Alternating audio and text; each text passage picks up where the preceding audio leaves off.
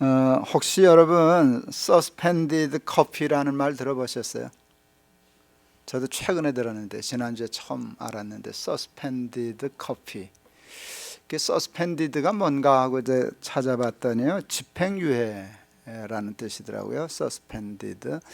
제가 이제 페이스북에서 봤는데요, 어떤 사람이 커피숍에 가서 두 사람이 커피를 주문하면서 5잔 값을 냈다는 거예요. 그리고 3잔은 맡겨놓는다고. 그래서 그 서스펜디드 커피를 그냥 그 한국말로 맡겨놓은 커피, 그런다 그러더라고요. 그렇게 돈을 내는 사람들이 많아서요. 그건 왜 그러는가 하면 커피를 마시고 싶은데 형편이 여의치 않아서, 한국 사실 커피점 커피 만만치는 않잖아요. 그런 사람들이 와서 마실 수 있게. 그런데 그게 연출된 건지는 뭐 잘 모르겠지만 그런 것 같지는 않은데요, 조금 행색이 허름한 노인 한 분이 커피점을 왔어요. 맡겨놓은 커피 있냐?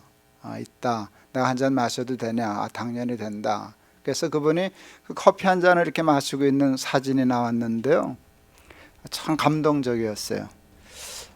그 커피 한 잔, 자기가 마실 때 마실 수 없는 사람을 위해서 배려하는 마음, 그거 작다면 작은 마음인데 그게 참 세상을 아름답게 하는구나, 그런 바람이 불면 세상 참 좋아지겠다 하는 느낌을 받았습니다.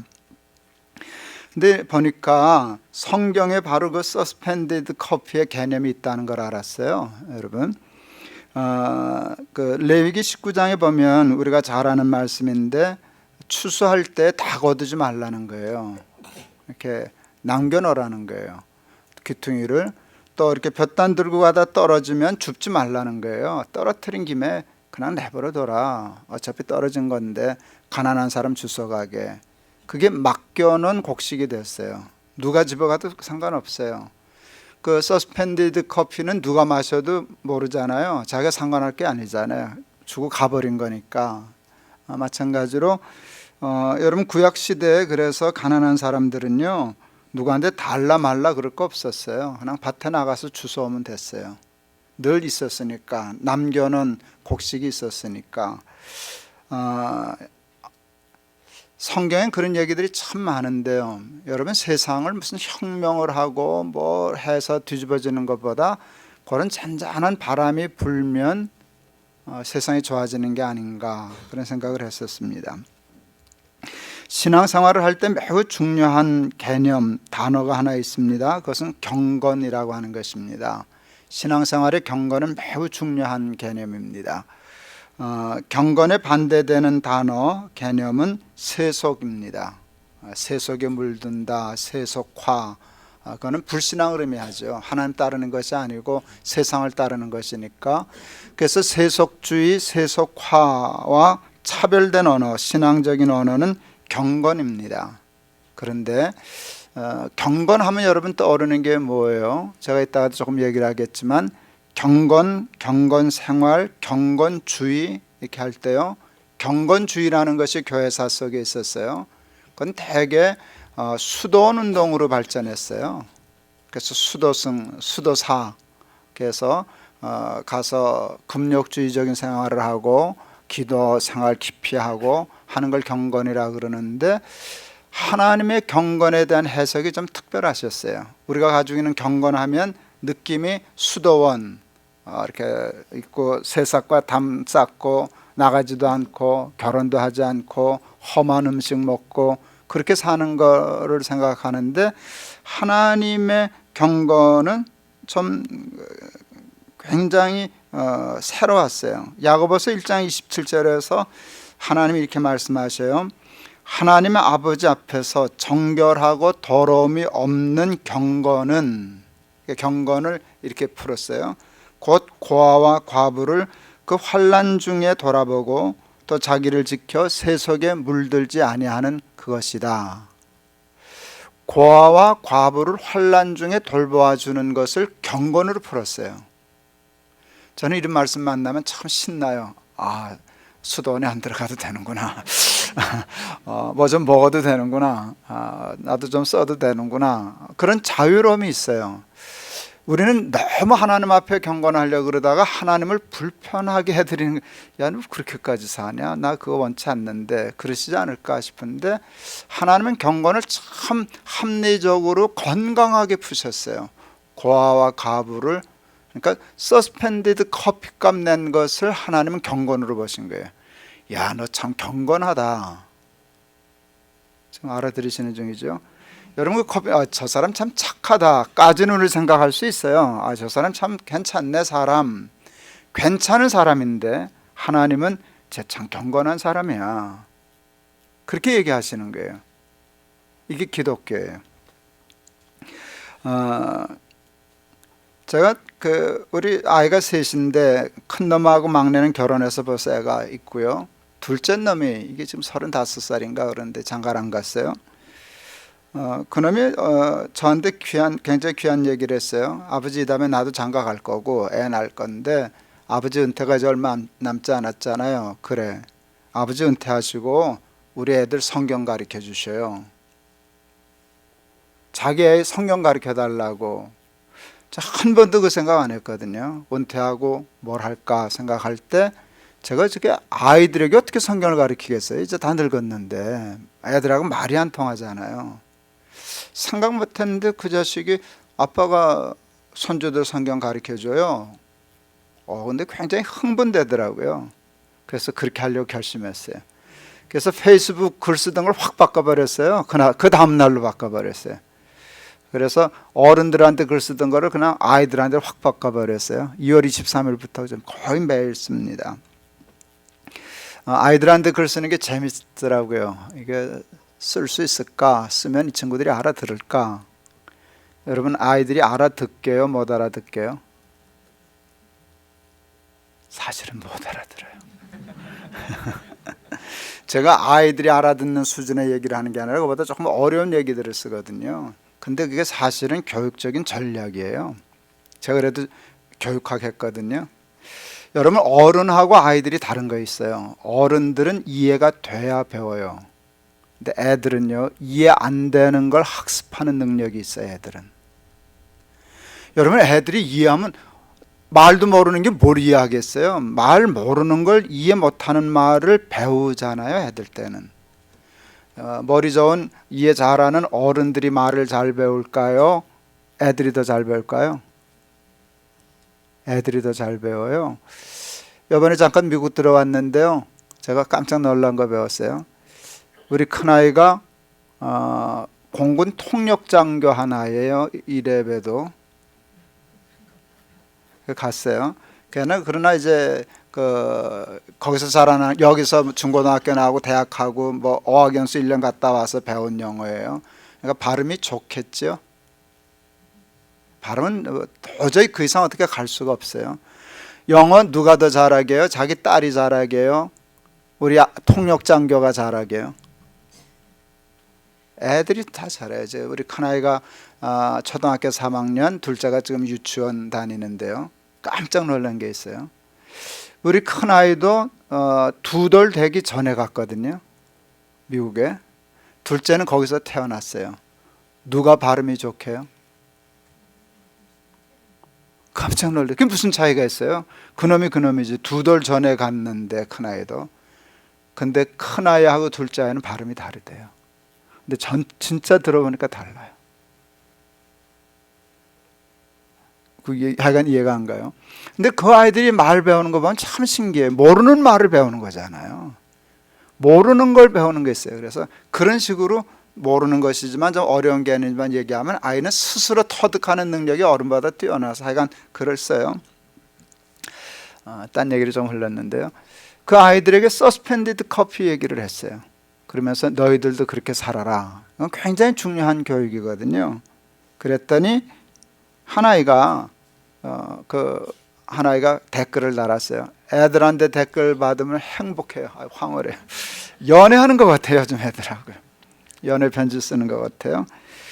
엄마가 1,000원을 주셨는데 그러면 500원은 저축하고 500원은 가난한 사람을 위해서 내겠다고. 그래서 얼른 댓글 달았어요. 너 참 대단하다. 애들이 제일 좋아하는 말 대단하다. 너 참 대단하다 해놨어요. 그리고 그 다음날 제가 다시 글을 썼어요. 참 대단하고 훌륭하다. 그런데 사실은 지나치다 그랬어요. 1,000원을 생겼는데 500원을 가난한 사람을 위하여 쓰는 건 좋은 일이지만 지나친 일이다. 지나친 일은 오래 가지 못한다.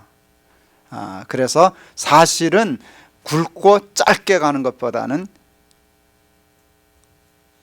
가늘고 길게 가는 게 좋은 거거든요. 그러면서 제가 아이들에게 그 다음날 이 글을 썼어요. 너 세계에서 피겨스케이트 제일 잘 타는 여자가 누구게? 세계에서 스피드 스케이팅 500m 제일 빠르게 타는 여자가 누구게? 다 알죠 애들이. 김연아, 이상화. 제가 또 이름을 잘못 써가지고 혼났어요. 김연아, 이상화 그랬더니 이상화라네. 그래서 얼른 고쳤는데요. 예, 끊임없이 연습을 해서 이러는 거예요. 서스펜디드 커피 얘기하면 어른들도 감동받지만 애들은 아주 순수하기 때문에요. 나도 그렇게 살고 싶어 하는 걸 같거든요.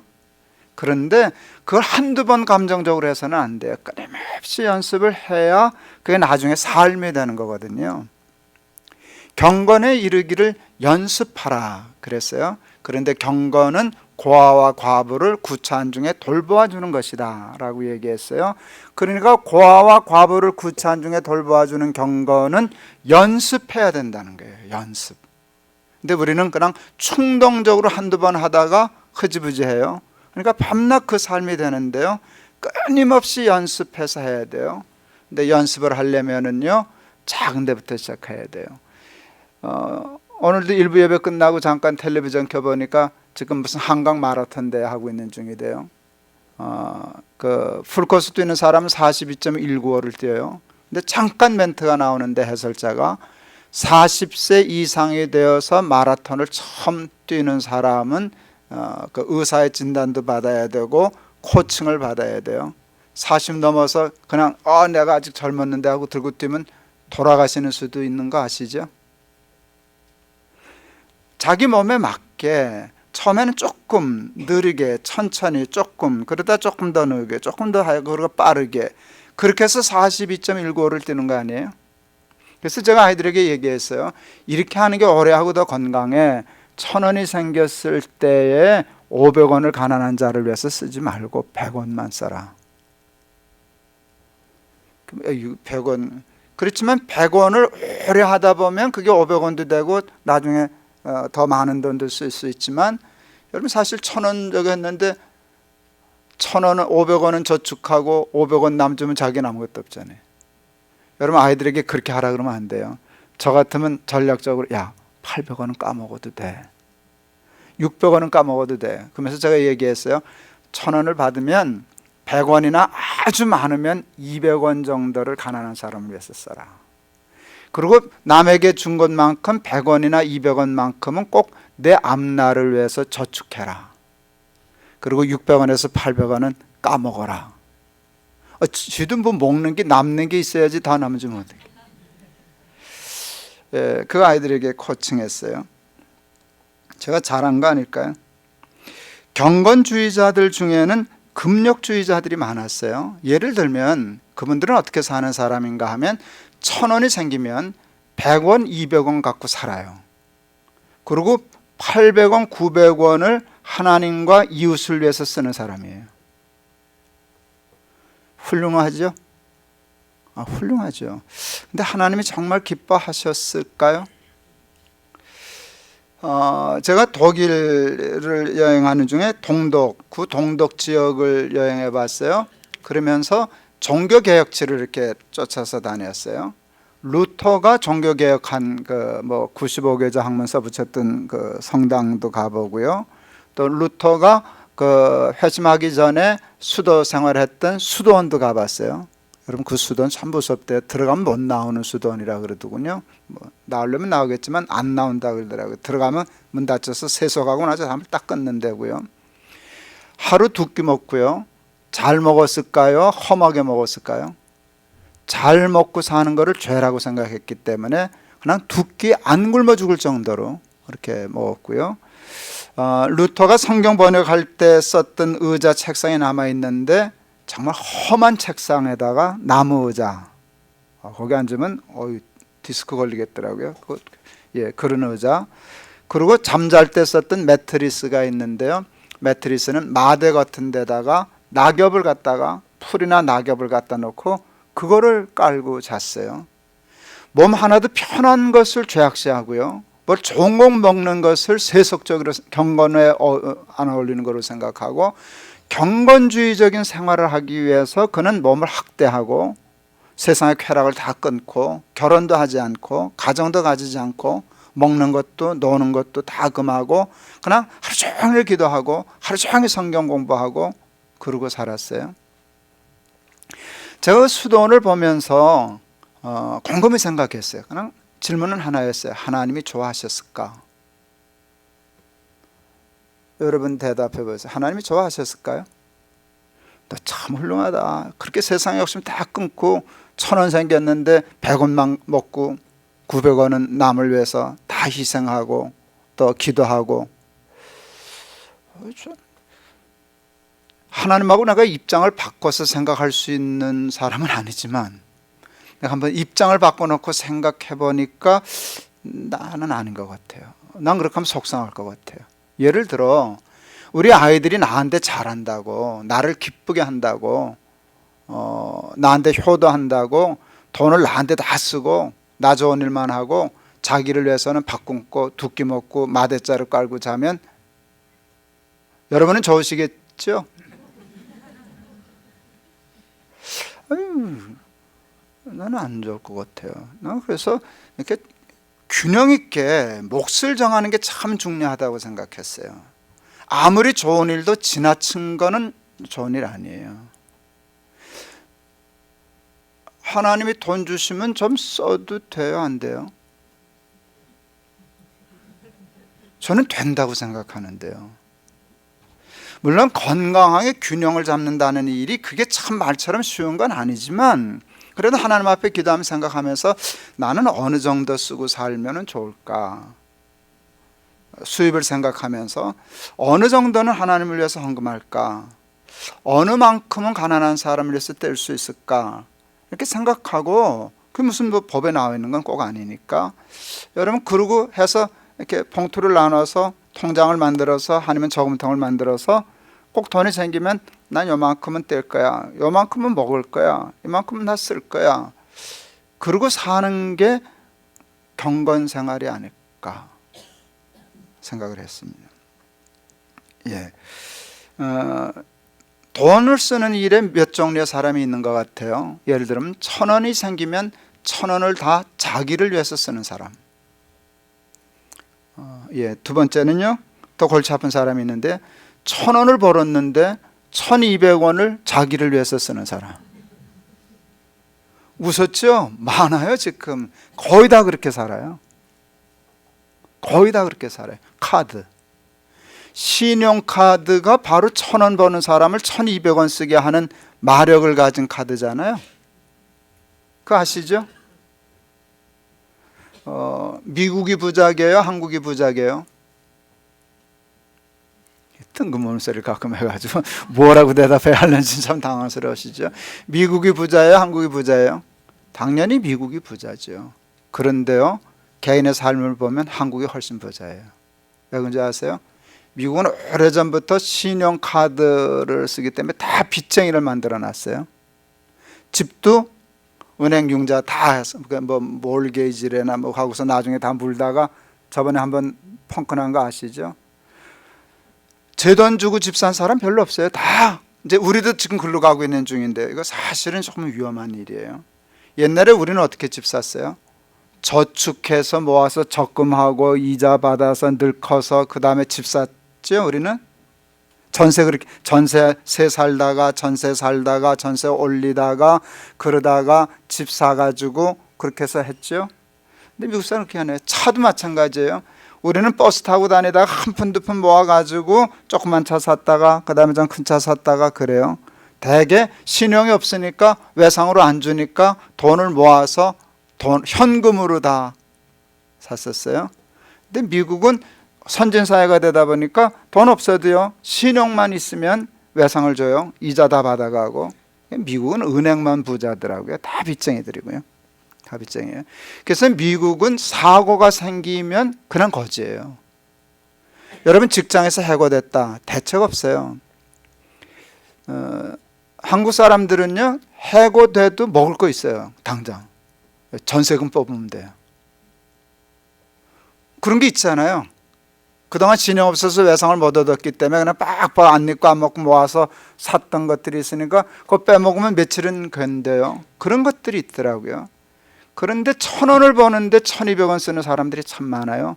지금 사회는 그쪽으로 가는데 여러분 썩으면 안 돼요. 뭐 성경 없는 얘기를 목사가 하니까 조금 쑥스러운데 체크카드로 다 바꿔요. 있는 것만큼은 쓰고요. 다 쓰면 안 돼요. 그러니까 제 얘기는 1,000원을 벌었을 때 1,000원을 다 쓰면 안 된다는 거예요.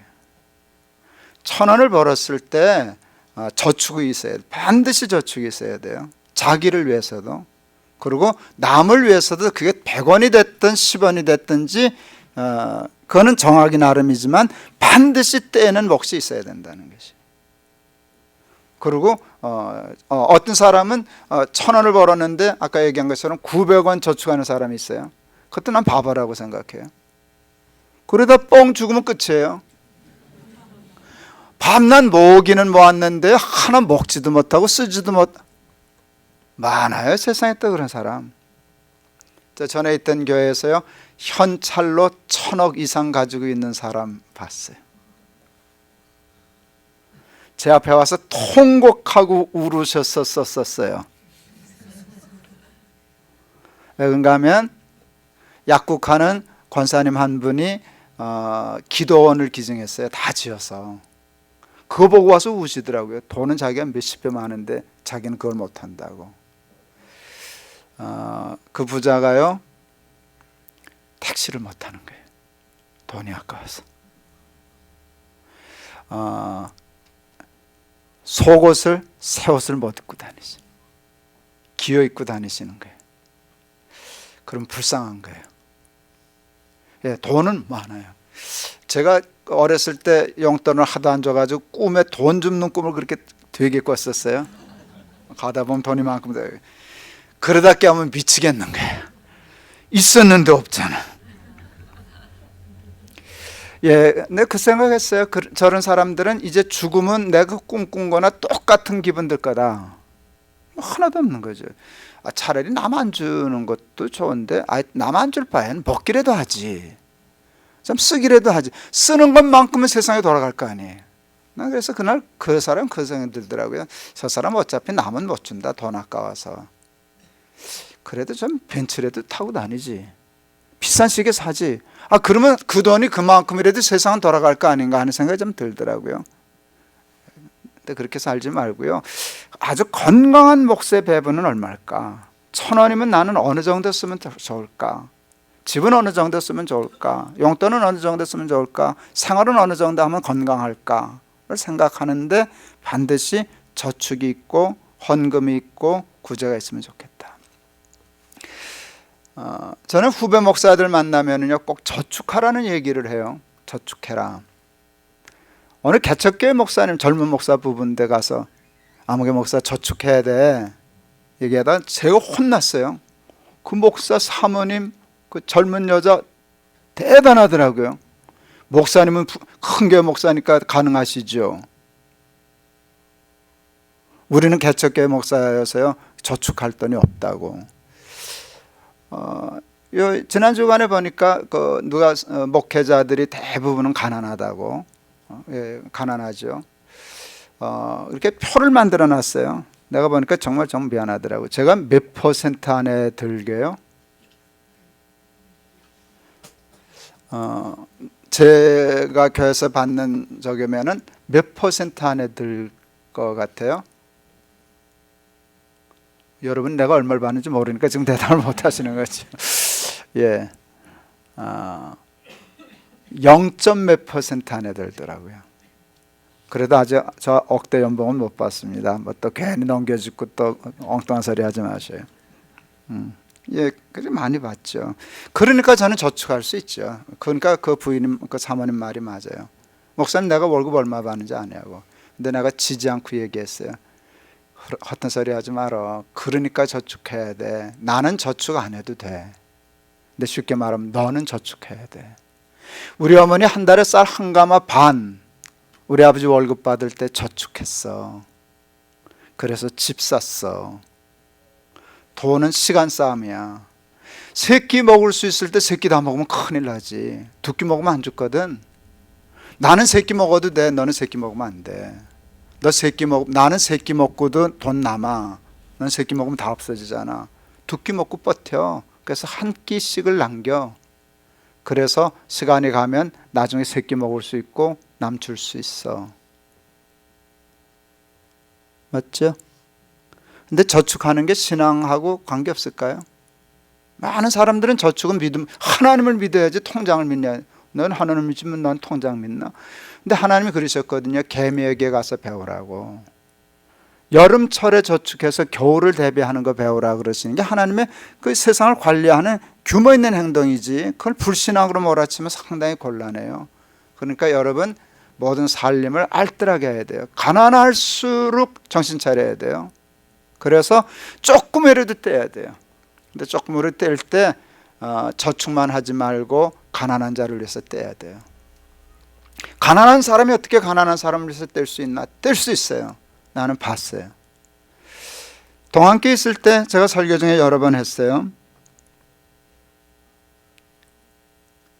이삭 죽기라는 걸 했는데 교인들이 이삭 죽기 얼마를 하면 좋겠냐 그랬을 때 제가 이런 제안을 했어요. 성경을 보니까 3년에 한 번씩 11조를 더했더라고요. 구약시대에. 그러니까 우리가 11조 평소에 내는 거 가지고 하나님 쓰시다가 돈이 좀 모자라셨어요.